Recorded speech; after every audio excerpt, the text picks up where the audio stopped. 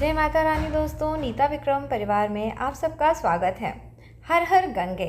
दोस्तों, आज मैं आपको गंगा सप्तमी के दिन करे जाने वाले छोटे छोटे 3 उपाय बताने वाली हूँ। हर एक उपाय अपने आप में बहुत ही प्रभावशाली है। इन उपायों को करने से आपके घर की दरिद्रता का नाश होगा।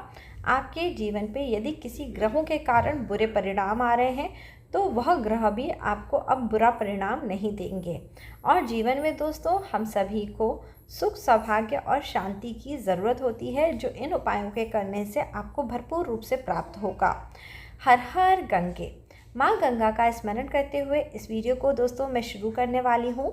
ओम नमो भगवती हिली हिली मिली मिली गंगे माँ पावय पावय स्वाहा। हे माँ गंगा, हम सभी के पापों का नाश करके हमें जीवन में सुख सौभाग्य का आशीर्वाद देना। दोस्तों, आप भी कमेंट सेक्शन में हर हर गंगे ज़रूर लिखिए। नमस्ते, मैं हूँ आपकी एस्ट्रो दीदी नीता विक्रम। यदि आज आप पहली बार नीता विक्रम चैनल पे आए हैं तो चैनल ज़रूर सब्सक्राइब करें और वीडियो यदि पसंद आता है तो इसे लाइक करिए, अधिक से अधिक लोगों के साथ शेयर करिए। दोस्तों, माता गंगा जब पृथ्वी पे अवतरित होने वाली थी, क्योंकि उन्हें सगर के 60,000 पुत्रों का उद्धार करना था, इसलिए भागीरथ जी ने तपस्या करी कि माँ गंगा पृथ्वी पे आए, जिससे कि राजा सगर के सभी पुत्रों का उद्धार हो पाए। जब माँ गंगा स्वर्ग से पृथ्वी पे अवतरित हो रही थी, तब उनका वेग इतना अधिक था कि उनके पृथ्वी पे आने से प्रलय का खतरा था। इसलिए भोलेनाथ शिव शंभू ने माँ गंगा को अपनी जटाओं में धारण कर लिया। तो दोस्तों, गंगा सप्तमी वही दिन है जिस दिन प्रभु शिव शंकर ने उन्हें अपनी जटाओं पे या अपने मस्तक पे धारण करा है। इसलिए इस दिन के पूजन में हम शिव जी का भी पूजन विशेष रूप से करते हैं, क्योंकि इस दिन ही माता गंगा को शिव जी ने अपने मस्तक पे धारण करा था। तो दोस्तों, जिनके जीवन में किसी भी प्रकार की दुख तकलीफ़ है, दरिद्रता है, कोई भी परेशानी हो, आपको लगता है कि कहीं ना कहीं आपके जीवन में भी प्रलय आ गया है।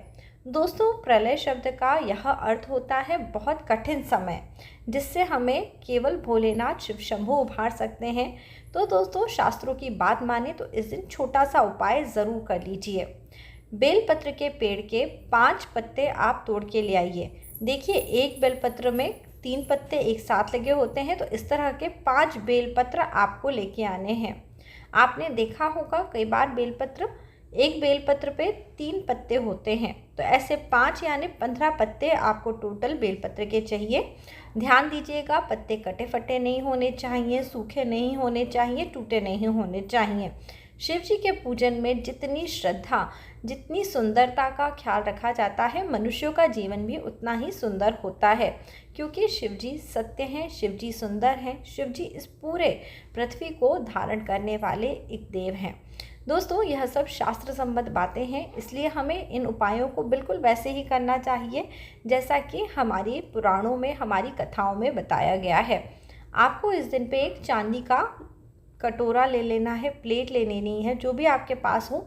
कटोरा प्लेट ना हो तो आप गिलास भी ले सकते हैं। किसी किसी के घर में चांदी के बर्तन नहीं होंगे, उन्हें मैं वीडियो में आगे बताऊंगी कि आप कैसे कर सकते हैं। यदि आपके पास चांदी का बर्तन है, चांदी के बर्तन में गंगा जल रख लें।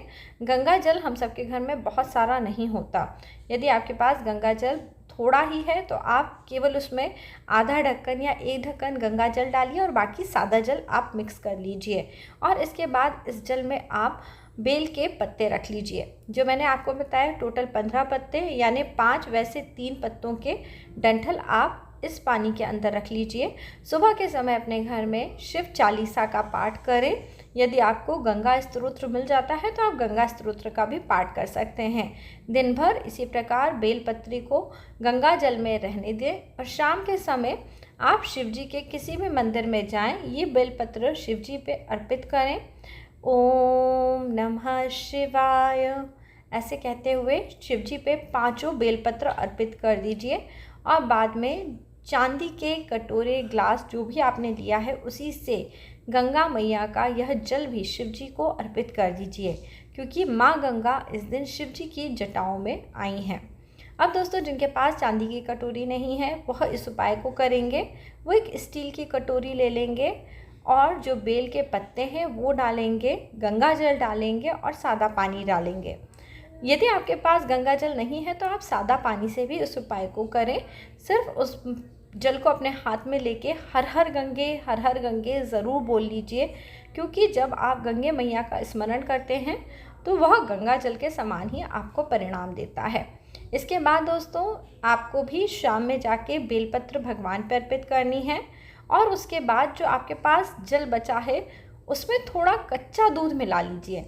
देखिए, चांदी का बर्तन हो या कच्चा दूध हो, ये एक ही तरह से आपको रिज़ल्ट देगा। कच्चा दूध ना मिले तो कुछ चावल के दाने मिला के यह जल आप भोलेनाथ शिव शंभू पे अर्पित करिए।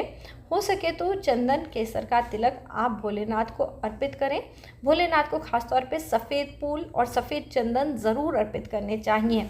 ऐसा करने से हमारे जीवन में जो दुख तकलीफ़ें या प्रलय का समय चल रहा होता है उससे हमें मुक्ति मिलती है। और दोस्तों, वैसा ऐसे ज़रूरी तो नहीं कि जब केवल दुख तकलीफ़ हो तभी पूजा पाठ करा जाए।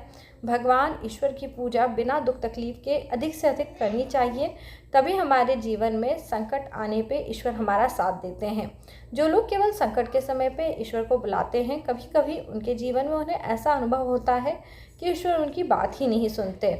ये बिल्कुल वैसा ही है जैसे कि नियमित यदि हम ईश्वर को याद नहीं करें और केवल समय पड़ने पे अपने मतलब से ईश्वर बुलाएंगे तो ईश्वर भी वैसा ही करेंगे जैसा हम उनके साथ करते हैं।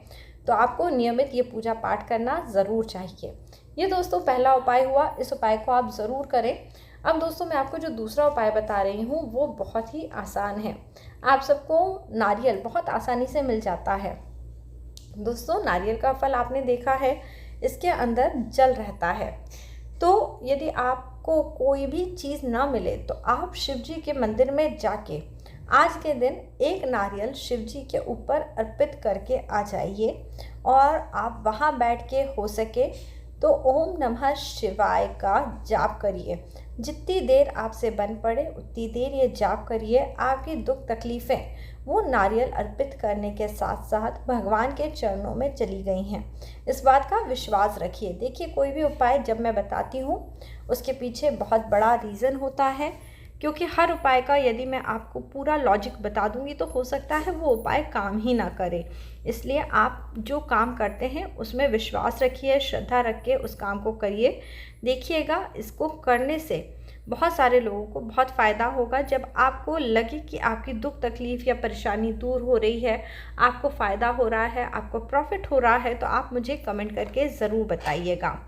ठीक है, आप ये दूसरा उपाय कर सकते हैं।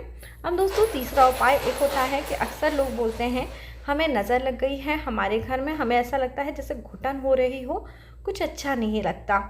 तो ऐसे में गंगा सप्तमी के दिन पे आपको थोड़ा सा गंगा जल लेके अपने घर के मुख्य द्वार के ऊपर छींटा लगाना चाहिए। यदि आपने अपने घर के मुख्य द्वार के ऊपर स्वास्तिक बनाया है, उस पर भी हल्का सा पानी का छींटा दें। अपने घर में चारों तरफ सफाई करें। कई लोग बोलेंगे हम बहुत सफाई करते हैं मैडम, पर हमारे घर में ना तो लक्ष्मी आती है, ना धन आता है, ना हमारे कार्य ही बनते हैं। तो मैं आपको बहुत सफाई करने के लिए नहीं बोल रही हूँ, केवल थोड़ी बहुत सफाई करें। कई बार मैंने ऐसा देखा है, लोग अपना पूरा का पूरा समय केवल सफाई करने में ही दे देंगे। तो दोस्तों, जब आप कुछ काम ही नहीं कर रहे हैं सफाई करने के अलावा, तो आपको लाभ कैसे होगा? आपको कुछ ना कुछ ज़रूर करना चाहिए जिससे कि आपको लाभ हो। परंतु आपको जिस तरह आपने दरवाजे के ऊपर जल डाला है, ये एक प्रतीकात्मक है। इंसान का शरीर उसका हृदय होता है। जिनका दिल साफ़ होता है, जिनके दिल में दूसरों के लिए इज्जत होती है, प्यार होता है, अपनापन होता है, उन मनुष्यों के जीवन में दुख नहीं आते। जो लोग कभी किसी के बारे में बुरा नहीं सोचते, किसी से कोई उपेक्षा आशा नहीं रखते, उनके जीवन में दुख नहीं आते। तो यदि आप भी अपने जीवन में दुख दूर करना चाहते हैं तो अपने खाने पीने में दोस्तों, जो खाना आप बनाते हैं ना, उसमें थोड़ा बहुत गंगा जल का प्रयोग ज़रूर करा करिए। जिस घर में कलेश बहुत रहता है, जिस घर में एक दूसरे की लोग सूरत देखना नहीं पसंद करते, किसी धर्म स्थान से लाया हुआ जल जब खाने में नियमित 1 महीने तक मिलाया जाता है, उस घर के कलेश, उस घर का पितृदोष दूर हो जाता है। दोस्तों, ये उपाय बहुत बहुत रामबाण उपाय है। जिसने भी इस उपाय को करा है हमेशा मुझे आके बताया है कि ये उपाय बहुत अच्छा कार्य करता है। तो जब भी आप कहीं देव दर्शन पे जाएं, कहीं घूमने फिरने जाएं, वैष्णो देवी जाएं, इलाहाबाद जाएं, वहाँ से गंगा जल या नदियों का जल ज़रूर लेके आइए और उस जल का प्रयोग अपने घर के खाने में करिए।